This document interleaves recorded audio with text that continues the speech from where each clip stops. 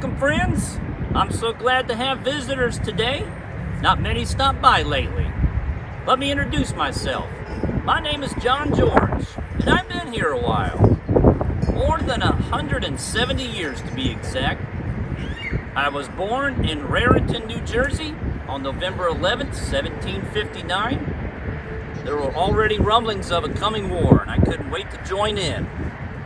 On January 1st, 1777, when I was the ripe old age of 17 years old, I enlisted as a private in Captain John Flahaven's company of Colonel Matthias Ogden's 1st New Jersey Battalion. I was a drummer for the company, and I fought my first battle later that year. It was a short engagement at Clay Creek, but it led up to the important Battle of Brandywine. Our battalion later fought in the battles of Germantown and Monmouth, and we became part of the famous Maxwell Brigade. For the rest of the war, Maxwell Brigade served under the personal command of General Washington, and we were considered one of the elite units of the American Army. I served my first 3-year enlistment as a private and a drummer, and for my service I was paid a salary of $7.30 per month. The Army life is difficult, but the pay is great. I still served with the Continental Army until the Treaty of Paris was signed in 1783.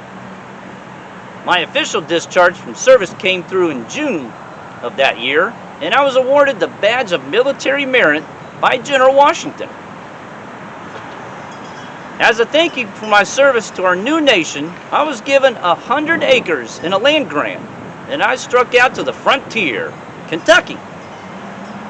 For more than 50 years, I worked the land and farmed my homestead along with my loving wife.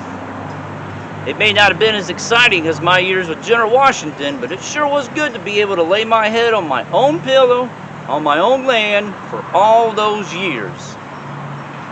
After my Delilah passed, I didn't have it in me to stick it out on the farm without her.